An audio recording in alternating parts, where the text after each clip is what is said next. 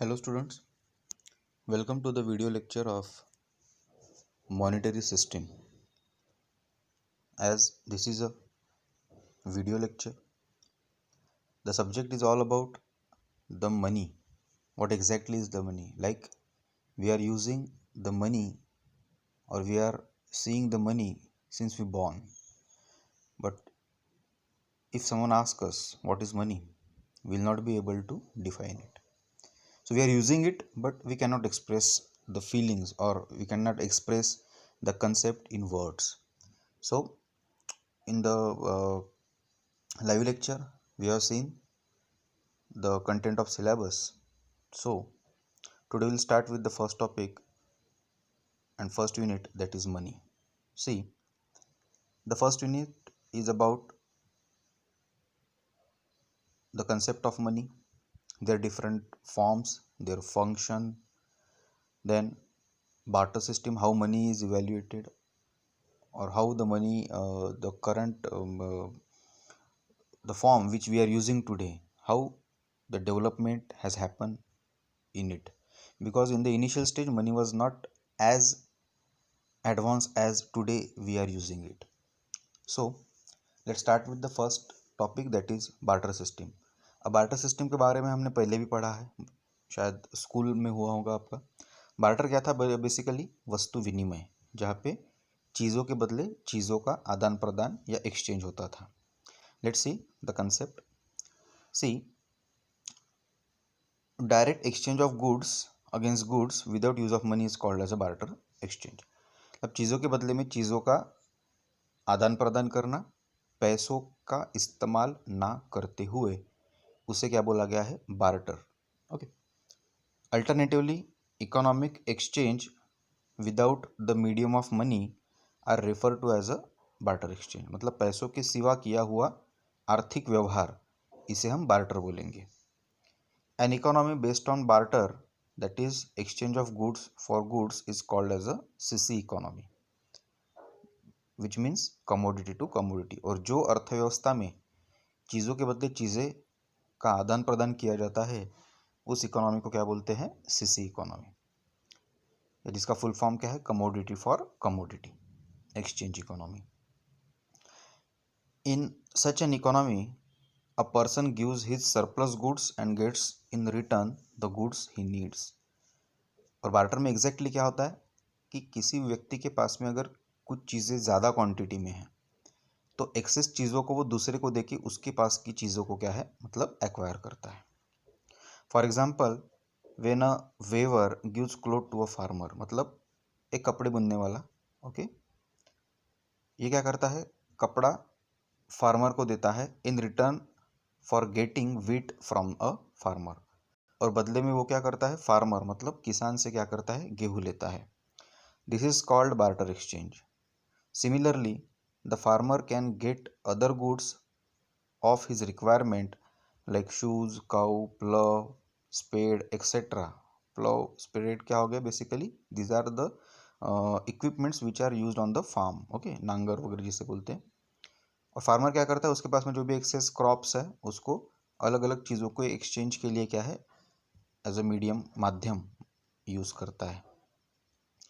By giving his surplus wheat और rice और मेज, thus the system of barter exchange fulfills to some extent the requirement of both the parties involved in the exchange। तो barter में exactly क्या हो रहा है? दोनों भी पार्टीज की जो एक्सचेंज प्रोसेस में इन्वॉल्व है, उनकी ज़रूरतें कुछ हद तक क्या है? सेटिस्फाइड हो रही है। However as the transaction increase, but जैसे जैसे ट्रांजेक्शन्स क्या है? बढ़े, inconvenience and difficulties of barter exchange also increase. तो बार्टर में इनकन्वीनियंस एंड डिफ़िकल्टीज़ मतलब प्रॉब्लम्स भी बढ़े, क्योंकि ज़रूरतें क्या हो गई? धीरे धीरे इंसानों की बढ़ना शुरू हो गया। Trading cost are cost of engaging in trade. Its two components are search cost and disutility of waiting. अब बार्टर में कुछ प्रॉब्लम्स क्या है? अकॉर्डिंग टू टाइम या अकॉर्डिंग टू जनरेशन क्या है? आते गए। जैसे जो ट्रेडिंग कॉस्ट बोला गया है, ओके, मतलब बार्टर में उसको दो इसमें बताया गया है। जैसा एक है सर्च कॉस्ट, मतलब कोई चीज़ अगर मुझे चाहिए तो उस चीज़ का मुझे पहले क्या करना पड़ता था, सर्च करना पड़ता था। Suppose I am a farmer and I need, और मुझे मिट्टी के बर्तन चाहिए, तो मुझे वो ढूंढना पड़ता था कि ऐसा कौन सा पॉटर है जिसको अनाज की ज़रूरत है, ओके, और जो अनाज के बदले क्या है, अपने पास के जो भी पॉट्स है, वेसल्स है, या जो बर्तन है वो क्या है, देने के लिए तैयार है। सो इसको बोलते हैं search cost. And disutility of waiting. Disutility of waiting मतलब क्या है, ओके, कभी कभी कुछ चीज़ों के एक्सचेंज के लिए हमें क्या करना पड़ता था, वेट करना पड़ता था। Take an example of goods from the farm. Crops का निकलने का एक समय होता है, तो जब तक वो चीज़ें बाहर नहीं आएंगी तब तक क्या है, मतलब वेट करना पड़ता था। सो सर्च कॉस्ट एंड डिसयूटिलिटी, ये कुछ कॉस्ट है जो बार्टर में क्या है, मतलब थी।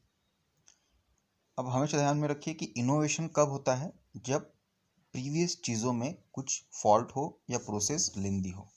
और ऐसा ही बार्टर के साथ में भी हुआ, प्रोसेस लेंदी थी, डिसयूटिलिटी ऑफ वेटिंग था, सर्च कॉस्ट इन्वॉल्व था। Remember, search cost is the high cost of searching suitable person to exchange goods, and disutility of waiting refers to time period spent on searching the required person। उन्हीं चीज़ों को यहाँ पे और broad sense में बताया गया है। This ultimately lead to evaluation of money. अब बार्टर में कुछ प्रॉब्लम थे, इसलिए क्या है, इवैल्यूएशन ऑफ मनी, मतलब पैसों की उत्क्रांति क्या है, हुई। As a medium of exchange, मतलब एक्सचेंज का आदान प्रदान का माध्यम। Following are some of the drawbacks of the inconveniences of the barter. अब बार्टर में कुछ प्रॉब्लम था, इसलिए पैसा आया गया, या पैसे का क्या है, इन्वेंशन हुआ। Now let's see what are the drawbacks और व्हाट आर द प्रॉब्लम्स, और what were the problems in the barter, okay, which causes to the invention of money। See, the first one is lack of double coincidence of wants। coincidence yoga योग जिसे हम बोलते हैं। अब barter में सबसे बड़ा प्रॉब्लम ये था कि lack of coincidence of want, मतलब जो चीज़ मुझे चाहिए और जो चीज़ मेरे पास में है, अगले वाले को भी मेरे पास की एक्सेस चीज़ चाहिए, ऐसा कोइंसिडेंस बहुत ही रेयर होता था। मतलब suppose I am a farmer, okay, और मुझे कपड़ा लेना है, तो अगला जो कपड़े वाला है उसको मेरे पास जो अनाज है उसकी रिक्वायरमेंट होनी चाहिए, तो ऐसा कोइंसिडेंस बहुत कम होता था, ओके। तो सपोज़ मेरे पास में राइस है, और सपोज़ वो पर्सन को अगर जो कपड़े वाला है उसको अगर वीट, मतलब गेहूं की ज़रूरत है, तो ये ट्रांजैक्शन कंप्लीट नहीं होता था।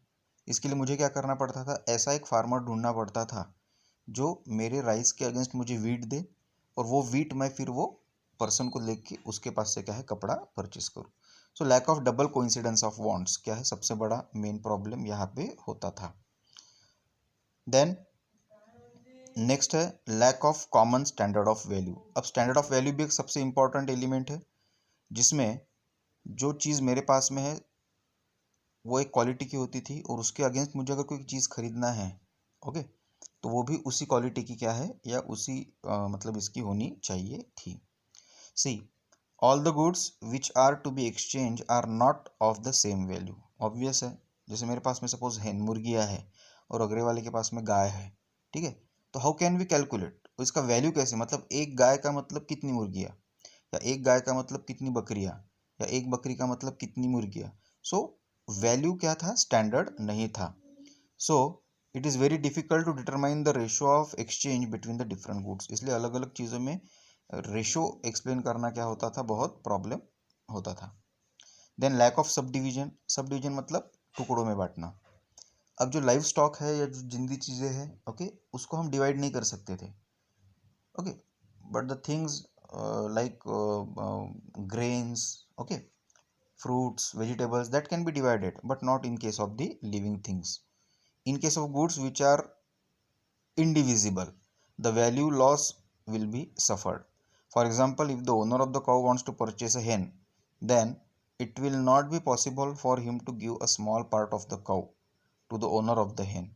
In this case he will suffer a loss। है कि नहीं। सिंपल एग्जांपल दिया है कि अगर कोई पर्सन है, ओके, जिसके पास में गाय है, और अगले पर्सन उसको मतलब है मुर्गी चाहिए, तो एक मुर्गी के अगेंस्ट गाय का कोई पार्ट काट के तो नहीं दे सकता था, तो उसको क्या वहाँ पे ऐसे लॉसेस सफ़र करने पड़ते थे। Then difficulty in strong wealth. Obviously चीज़ें पेरिशेबल इन नेचर थी, तो वेल्थ क्रिएशन का प्रॉब्लम था।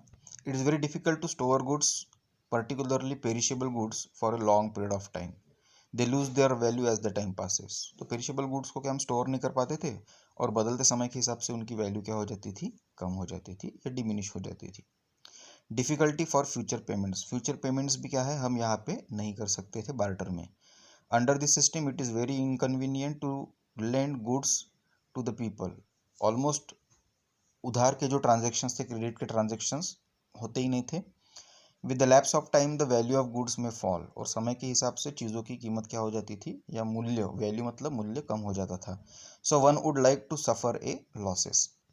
Then difficulties for finance minister, finance minister मतलब यहाँ पे टैक्स कलेक्टर का दिया गया है। Under barter system goods can not be collected as a tax because these can not be kept in store for a longer period of time.